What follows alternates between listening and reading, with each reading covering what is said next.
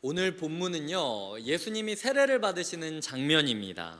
예수님이 요한의 손에 자신의 몸을 맡기시죠. 자기 신발끈을 풀지도 못할 정도로 낮은 자라고 표현했던 요한의 손에 예수님이 자신의 생사 여탈권을 맡기는 겁니다. 왜냐하면 요한이 예수님 이제 물속에다가 이렇게 딱 잠겨가지고 이렇게 눌렀으면 예수님이 죽었을 텐데, 예수님은 사역 시작하기도 전에 첫걸음을 자기의 목숨을 남에게 맡김으로써 사역을 시작하고 있다라는 거죠. 세상을 구하기 위해 온 메시아, 구원자가 연약한 한 인간의 손에 자기의 목숨을 맡기는 것, 그리고 이 모든 일을 통하여 하나님의 거대한 이야기가 쓰여질 것이라는 신뢰감, 이 겸손의 극치가 일어나는 순간, 예수님이 물속으로 들어갔다가 물 수면 장벽을 뚫고 올라오는 그 순간 하늘이 갈라졌다라고 표현하고 있습니다. 그래서 오늘 설교 제목이 하늘이 갈라짐과 라는 제목인 것이죠.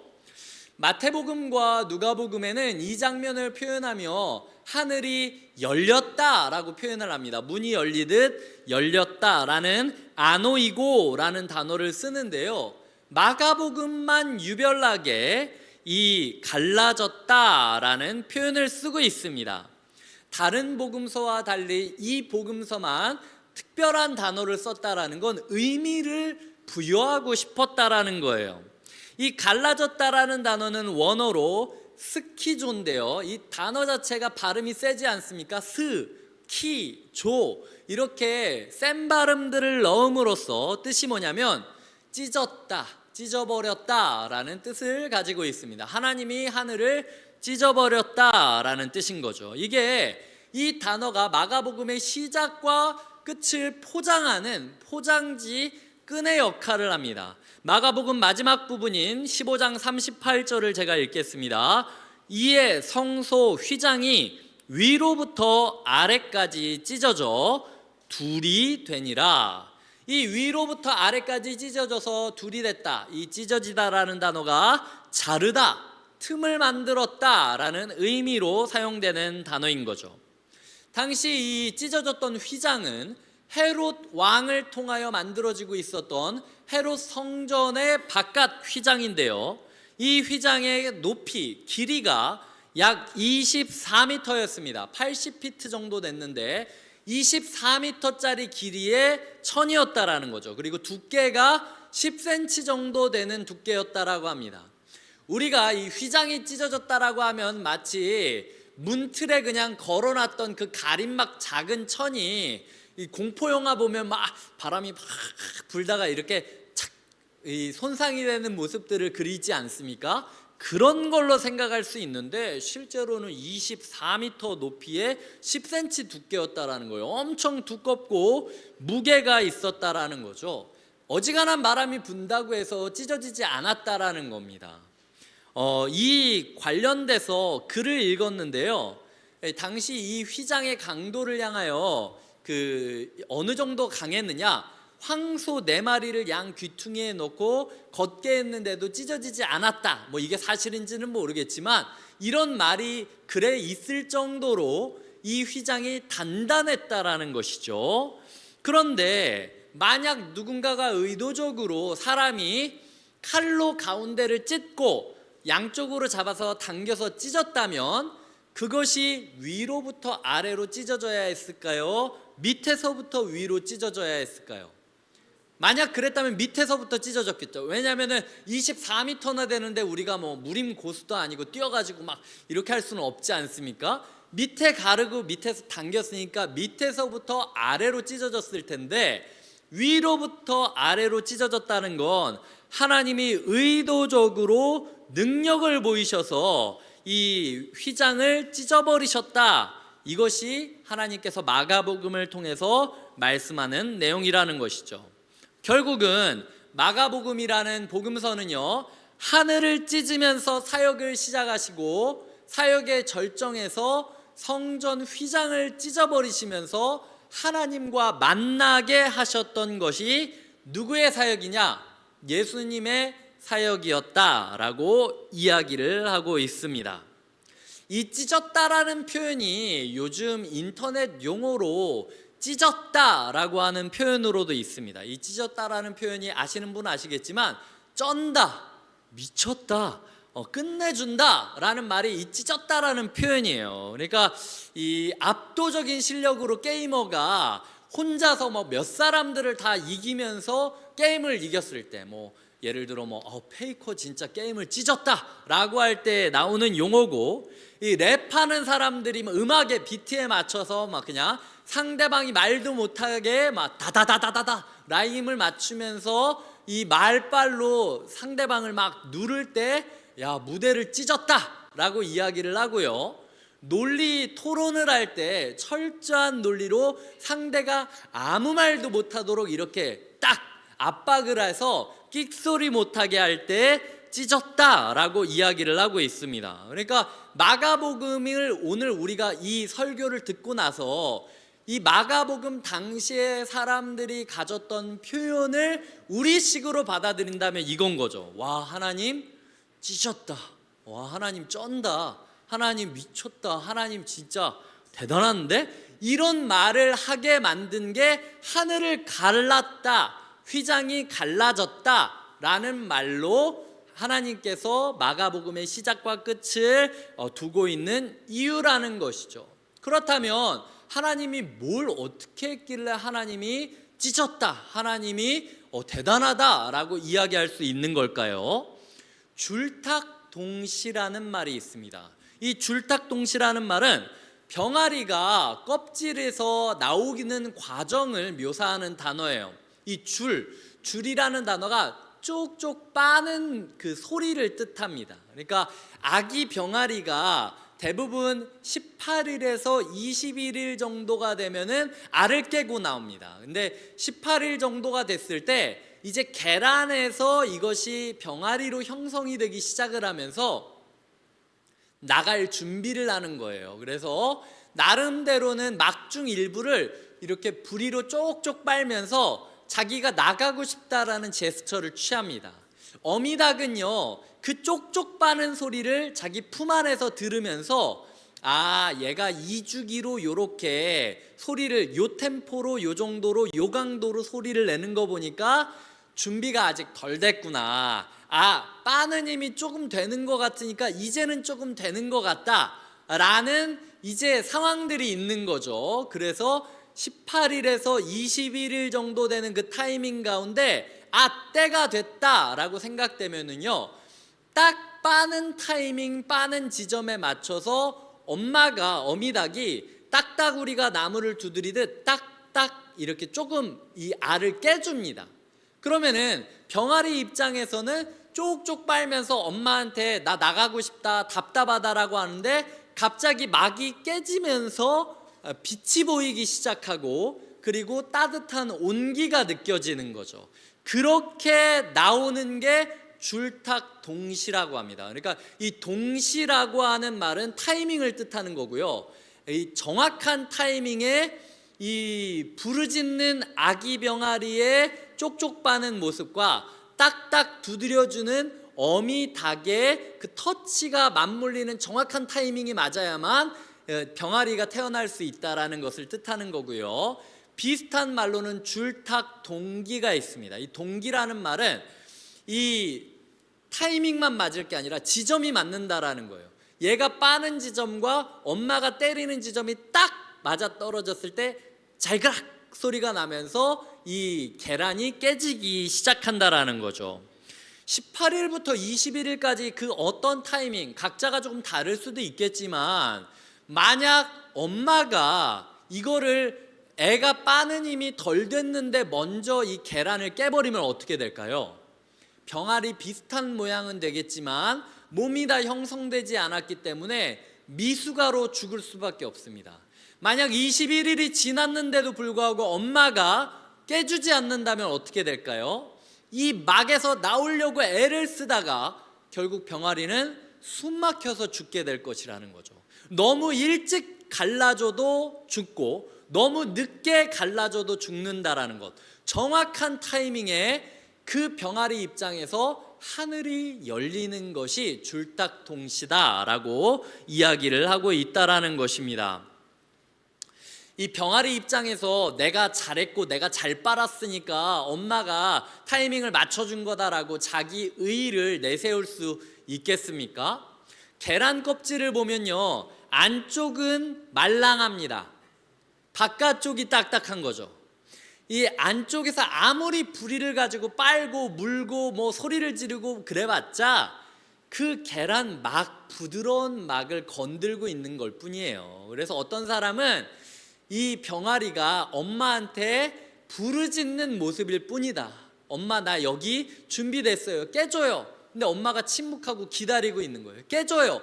침묵하고 있는 거예요. 그러다가 때가 되면 엄마가 그 부르짖음에 응답함으로써 새로운 세상이 시작된다라는 거죠. 이스라엘이라는 나라가 나라라는 이름보다는 포로라는 이름, 노예라는 이름이 더 어울리던 나날이 있었습니다. 출애굽기 초반을 보면은 노예였던 이스라엘 사람들이 이집트의 학대 가운데 부르짖었을 때 하나님이 그 부르짖음에 응답하셨다라고 이야기해요. 그래서 3장에 보면 모세를 불렀을 때 내가 이스라엘 사람들의 부르짖음을 들었다. 그래서 너를 불렀다라고 이야기를 하는 거죠. 이스라엘 사람들의 부르짖음과 하나님의 마음이 맞닿았을 때 시내산 위에서 모세라는 사람이 하나님을 만나게 되는 겁니다. 그 모세라는 접점을 통하여 하늘이 갈라지고 나중에 시내산에 하나님이 임하시지 않습니까? 하늘이 갈라지고 하나님의 역사가 이루어지게 되는 거죠. 바벨론의 포로가 되었을 때가 있었습니다. 남유다 선지자였던 이사야라는 사람이 하나님 앞에 기도를 드립니다. 그리고 그 기도문이 포로였던 이스라엘 백성들 가운데 널리 전파되어 함께 기도하는 일이 생깁니다. 이사야 63장 15절과 16절을 띄워드릴 테니까 한번 읽어주셨으면 좋겠습니다. 시작. 주여 하늘에서 굽어 살피시며 주의 거룩하고 영화로운 처소에서 보옵소서. 주의 열성과 주의 능하신 행동이 이제 어디 있나이까. 주께서 베푸시던 간곡한 자비와 사랑이 내게 그쳤나이다. 주는 우리 아버지시라. 아브라함은 우리를 모르고 이스라엘은 우리를 인정하지 아니할지라도 여호와여 주는 우리의 아버지시라. 옛날부터 주의 이름을 우리의 구속자라 하셨거늘. 자, 이 내용이 무엇입니까? 이 기도가 무엇입니까? 하나님이 우리 아버지 아니십니까? 두 번이나 반복하고 있잖아요. 주는 우리 아버지시라. 주는 우리 아버지시라. 아버지라고 하면 도와줘야 되는 거 아닙니까? 그럴 리 없겠지만 심지어 아브라함이 우리를 잊어버린다 할지라도 포로로 끌려온 우리를, 우리의 모국 이스라엘 사람들이 우리를 잊어버린다 할지라도 하나님 아버지는 우리를 잊으면 안 되는 거 아닙니까?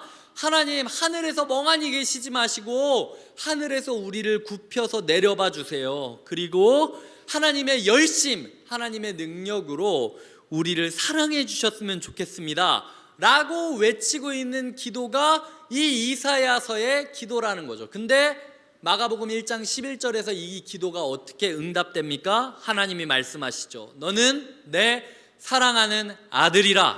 내가 너를 기뻐하노라. 이 구절이 그 응답인 거예요. 네가 나한테 아버지 맞냐고 물어봤지. 너 내 아들 맞아. 그냥 아들 아니야. 기뻐하는 아들이야. 이게 하나님께서 마가복음을 통하여 하나님께서 주신 약속이라는 거죠. 껍질이 깨지고 병아리가 어미닭의 소리를 듣게 되듯 하늘이 찢어지고 하나님의 소리가 들려지기 시작한다는 겁니다. 그렇게 하나님과 우리의 만남이 시작되는 거죠. 그 만남은 우리를 새로운 삶의 방식으로 인도합니다. 이사야 63장 17절입니다. 제가 읽겠습니다. 여호와여 어찌하여 우리로 주의 길에서 떠나게 하시며 우리의 마음을 완고하게 하사 주를 경외하지 않게 하시나이까. 원하건대 주의 종들 곧 주의 기업인 지파들을 위하여 돌아오시옵소서라고 이야기를 하고 있습니다. 마가복음이 세례 요한을 어떻게 소개하는지 기억하십니까? 보라 내가 나의 사자를 너희에게 보내노니 그가 내 길, 너희들이 걸어가야 될 길을 준비하리라. 지금 이 기도문 가운데 이사야의 기도문은 왜 우리가 주님의 길에서 멀어졌습니까? 주님을 향한 길로 인도해 주시옵소서라고 기도하고 있는데, 세례 요한이 오시면서 외쳤던 것이 그 길을 준비할 것이다. 병아리가 알 속에서 있다가 태어나면 알 속에서 있었던 방식으로는 살아가면 안 됩니다. 이제는 알 바깥으로 나가서 엄마가 살아가는 방식을 배워야만 살 수 있게 된다라는 것이죠. 이전까지 알 속에서 생각하고 느끼고 꿈꾸고 기대하고 상상했던 모든 것을 지워야만 되는 겁니다.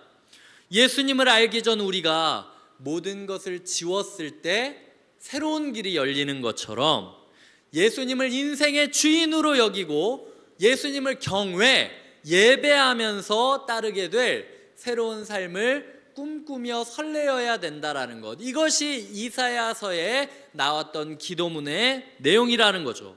이렇게 새로운 삶의 방식과 새로운 예배자로서의 삶을 꿈꿨던 이들이 마지막으로 어떤 기도를 하는지 아십니까? 이사야 64장 1절과 2절을 같이 읽어주셨으면 좋겠습니다. 시작. 원하건대 주는 하늘을 가르고 강림하시고 주 앞에서 산들이 진동하기를, 불이 섭을 사르며 불이 물을 끓임 같게 하사 주의 원수들이 주의 이름을 알게 하시며 이방 나라들로 주 앞에서 떨게 하옵소서.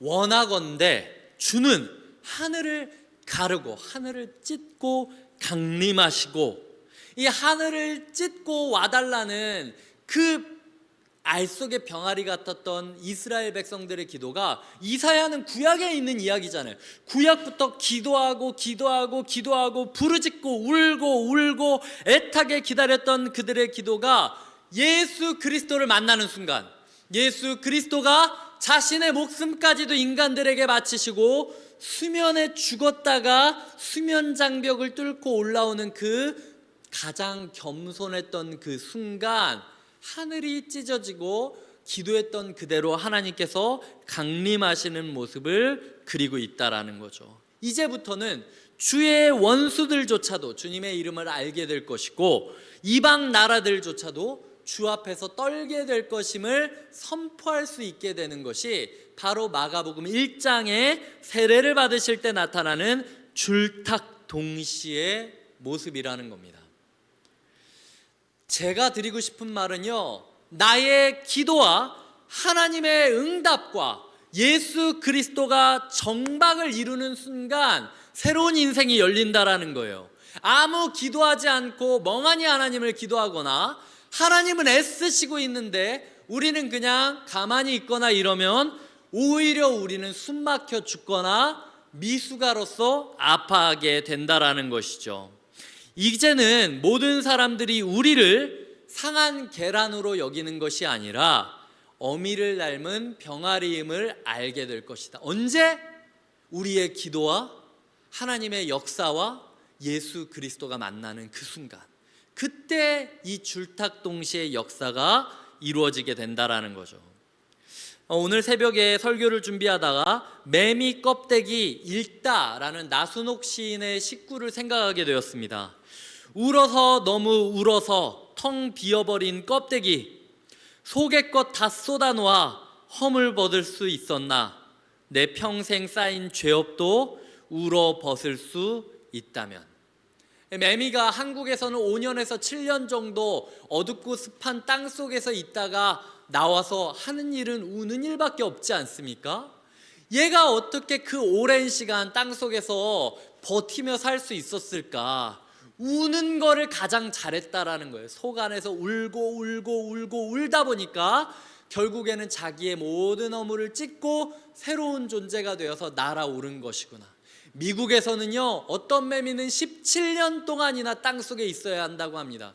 17년 동안이나 땅속에서 울고 울면서 자기의 모든 울음을 다 쏟아낸 그 존재가 하나님의 타이밍을 만나게 되었을 때 자신의 허물을 벗고 날아오를 수 있게 된다라는 거죠. 그래서 시인은 말하는 겁니다. 나는 얼마나 더 울어야, 언제까지 더 울어야 이 허물을 벗고 날아오를 수 있을까? 시를 통하여 외치고 있는 것이죠. 이 역사가 언제 일어난다고요? 줄탁동시. 베드로도 줄탁동시의 순간을 만났습니다. 마가복음 14장 71절과 72절을 읽어주셨으면 좋겠습니다. 시작. 그러나 베드로가 저주하며 맹세하되 나는 너희가 말하는 이 사람을 알지 못하노라 하니 닭이 곧 두 번째 울더라. 이에 베드로가 예수께서 자기에게 하신 말씀 곧 닭이 두 번 울기 전에 내가 세 번 나를 부인하리라 하심이 기억되어 그 일을 생각하고 울었더라. 자, 이 순간에도 무엇이 이루어집니까? 닭의 울음소리와 그리고 예수 그리스도의 말씀과 그리고 한없이 낮아진 베드로의 자아가 딱 만나는 순간, 마치 예수 그리스도께서 가장 겸손하신 그 순간에 하늘이 찢어지면서 사역이 시작됐듯 베드로가 이제는 아무 말도 못하는 거예요. 자기가 잘났다, 자기가 최고다, 이런 말 아무것도 할 수 없을 정도로 가장 겸손해지는 그 순간 그의 하늘이 찢어지게 되는 거예요. 그렇게 하나님의 역사와 예수 그리스도의 말씀과 베드로의 낮은 자, 겸손한 자가 마주쳤을 때 베드로의 인생의 전환점이 만들어진다라는 거죠. 하늘을 찢고 임하신 하나님의 역사, 휘장을 찢고 임하시는 하나님의 역사 가운데 마음을 찢으시는 예수 그리스도의 역사가 있다라는 거죠. 그렇게 우리도 마음을 찢어야 된다라는 겁니다. 결국 베드로는 하늘을 지향하게 됩니다. 그가 만났던 예수 그리스도께서는 다시 하늘로 올라가셨기 때문이죠. 그러면서 내가 올라간 것 그대로 하늘을 찢고 내려오겠다, 다시 한번 약속을 하십니다. 이제 이사야서에 말씀했던 예언대로 모든 민족들이 하나님의 이름을 들을 수 있도록 베드로는 외치는 자로 살아가게 된다라는 것입니다. 그래서 그는 이제 자기의 경험과 자기의 생각과 자기의 느낌과 자기의 마음을 쏟아내는 것이 아니라 예수 그리스도의 마음과 예수 그리스도의 생각과 예수 그리스도의 말씀을 붙잡고 세상 가운데 나가는 새로운 삶의 방식을 살아가기 시작한다라는 거죠. 그렇게 누구를 찾아갑니까? 패배자이고 도망자였던 마가 요한을 찾아가 너 패배의 순간이 끝이 아니다. 이 너의 패배와 도망의 순간은 겸손을 배우는 시간이다. 하나님의 말씀만 있다면, 예수 그리스도만 있다면 너의 인생도 하늘이 갈라지고 새로운 시작이 있을 수 있다. 그렇게 마가 요한과 이 베드로가 힘을 합쳐서 쓰게 됐던 게 마가복음이고, 이 하나님이 찢으셨다, 하나님이 하늘을 찢고 성전 위장을 찢고 내 마음을 찢으셨다라는 고백이 여인들을 비롯한 수많은 부활을 보았음에도 불구하고 침묵하고 있었던 침묵한 무력한 그리스도인들의 마음을 울렸던 거예요. 그래서 우리 또한 줄탁 동시에 인생을 꿈꾸며 하나님께 부르짖었을 때 오순절에 성령이 강림하면서 새로운 초대교회의 역사가 시작된다라는 것이죠. 성도님들께 묻습니다. 엉엉 울 정도로 부르짖으면서 하나님을 외친 적이 있으십니까? 하나님 와달라고 한 적이 있으십니까? 하나님께서 날 여기 데려오셨으니까 어련히 알아서 껍질 깨주시겠지. 그러면 껍질 안 깨진다는 거예요. 부르짖음과 이 어미새에 딱 깨주는 순간이 맞닿을 때 생명이 시작되는 거지, 멍하니 앉아있으면 숨 막혀 죽게 된다는 겁니다. 영적으로 살아가시면서 질식사하는 것처럼 내가 분명히 그리스도인인데 왜 하루하루 이렇게 숨 쉬는 것조차 어려운 것 같지라고 느껴질 때가 있지 않으세요? 부르짖지 않아서 그렇다라는 거예요. 만약 이 어린 병아리가 자기가 열심히 해야만 이 껍질이 깨질 거라고 교만한 나머지 하나님은 부르지 않고 자기의 이 설 익은 부리로 막을 깨트리려고 막 찢어대면 어떻게 됩니까? 그러면 오히려 그 안에서 부리가 망가질 수도 있고요, 먼저 이 껍질이 깨졌다가 설익은 채로 미숙아가 되어서 죽을 수도 있다라는 겁니다. 하나님께서 우리에게 말씀하시는 경고가 이건 거예요. 너는 신앙생활을 네 자아, 네 열심, 네 생각만 가지고 네가 열심히 하면 된다고 껍질을 깨려고 하냐? 그게 깨질 것 같냐? 너 설익어서 죽는다. 아니면 어련히 알아서 되겠지 하고 그냥 멍하니 앉아서 기다리기만 하고 있냐? 이스라엘 사람들은 이사야 전부터 이 기도문을 외치면서 기다리고 있다 예수님을 만났는데 너희가 부르짖지 않으면 생명은 시작되지 않는 거야 라고 말하고 있다라는 것이요.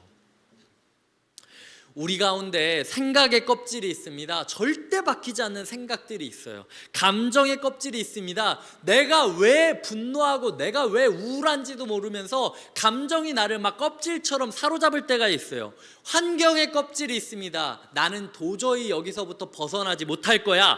관계의 껍질이 있습니다. 아무도 나를 사랑하지 않아. 누구도 나를 이해하지 못해 라고 느껴지는 우리를 가두고 있는 껍질들이 있다라는 거죠. 언제 이 껍질이 깨집니까? 나의 부르짖음과 하나님의 역사와 예수 그리스도의 이름이 만나는 순간 그렇게 깨지게 된다라는 거죠.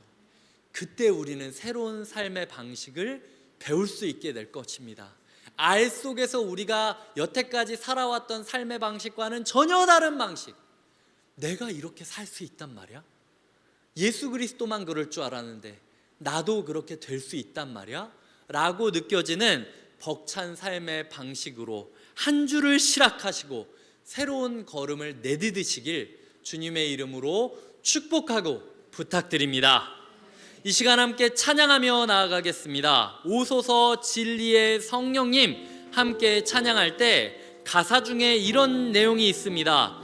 오소서 은혜의 성령님 하늘 가르고 임하소서. 거룩한 불꽃 하늘로서 임하사 타오르게 하소서. 주 영광 위에. 우리의 마음 가운데 하늘을 가르고 은혜로 임하실 하나님의 마음, 우리의 마음을 찢어주시고 우리의 삶을 찢어주시고 새로운 삶을 살게 하실 하나님을 꿈꾸고 기대하며 함께 찬양으로 선포합시다.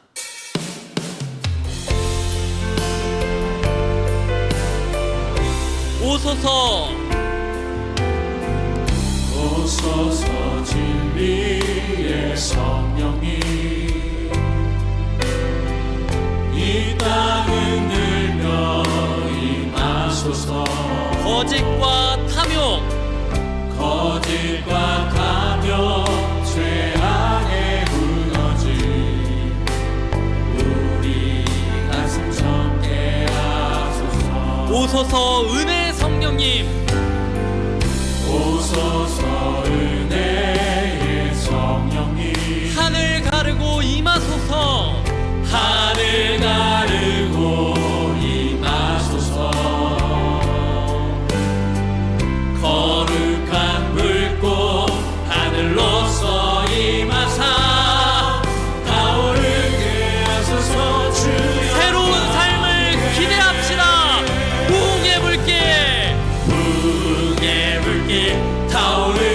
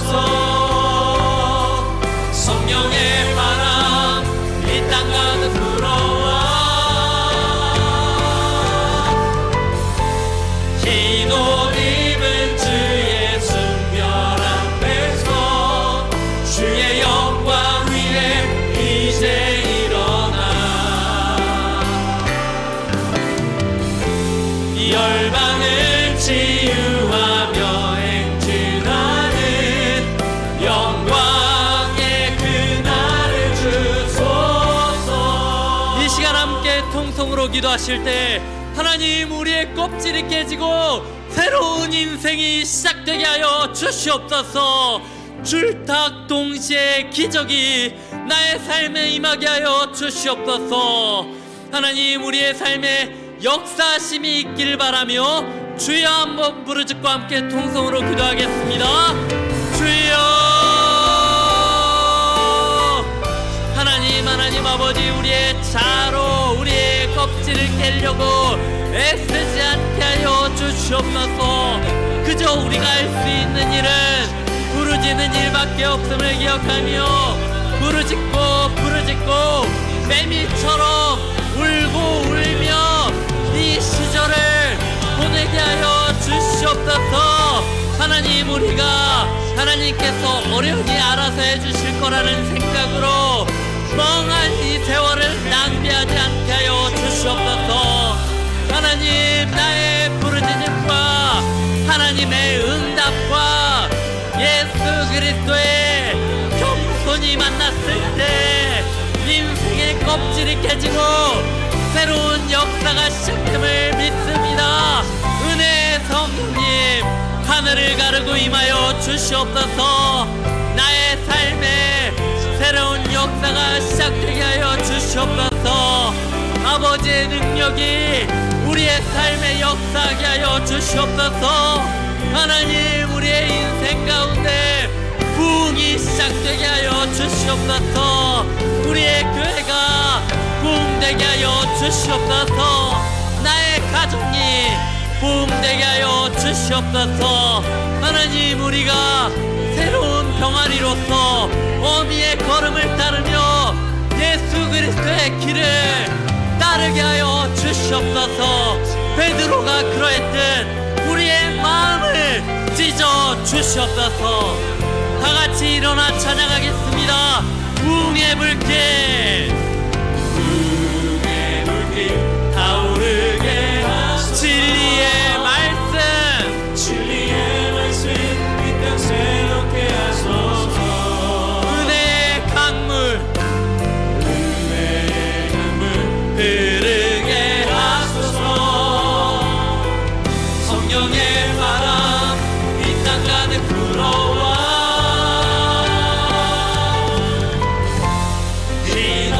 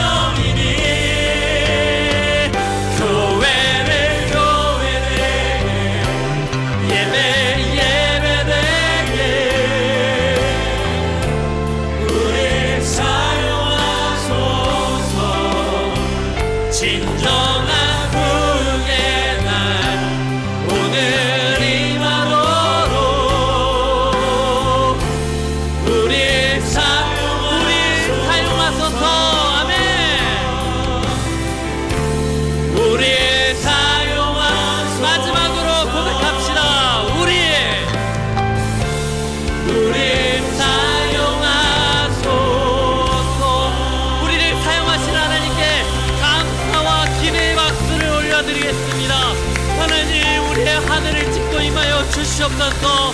하나님 우리의 마음을 찢고 역사하여 주시옵소서. 하나님 우리의 예배를 찢고 하나님을 만나게 하여 주시옵소서. 하나님 우리가 새로운 삶의 방식을 살아가게 하여 주시옵소서.